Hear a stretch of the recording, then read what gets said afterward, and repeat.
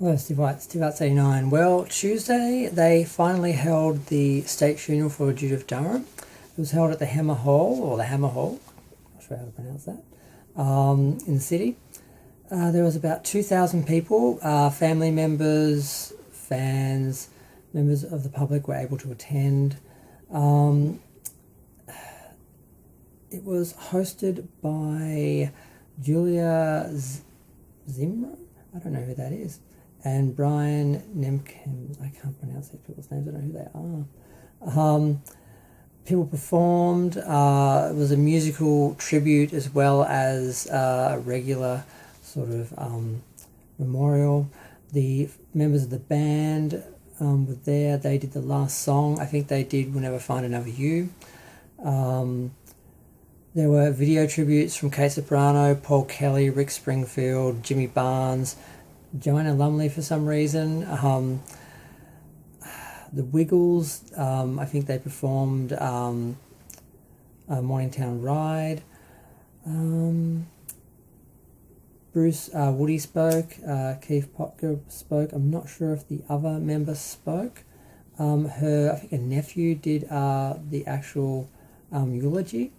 And it seemed to be a very fitting celebration of her life and her music, not just a sad occasion. I wish I could have gone.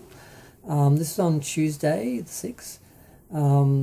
And yeah, I'm glad that she got this sort of respect. It looked nice. Dami Im performed. Who else? I can't read my own writing, but there were a few people who performed. There was a band, I think they're a band, it was Vika and Linda Bull. I guess they're folk singers, I don't know them. But yeah, I just had to sort of do a video.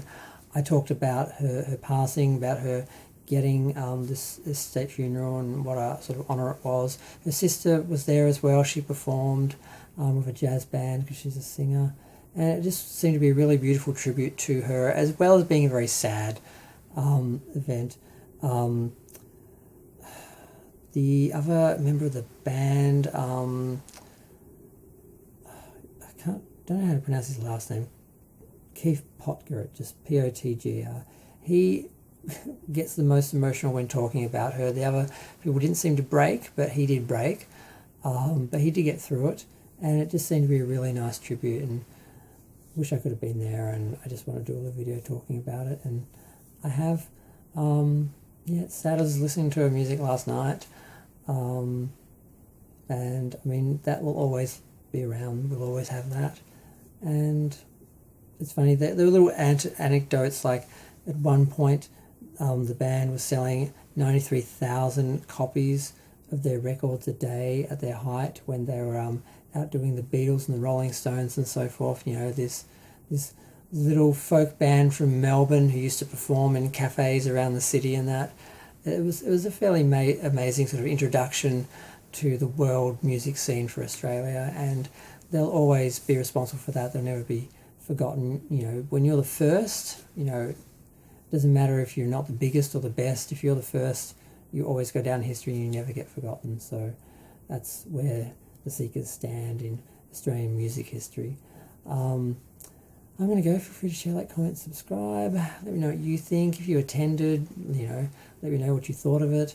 I really wish I could have gone, but yeah, it's just too difficult. So I didn't even work out I didn't even try and find out the details or anything. I just thought I'll see it on the news. That'll be okay. That'll be enough. Okay, I'm going to go. Thanks. Bye.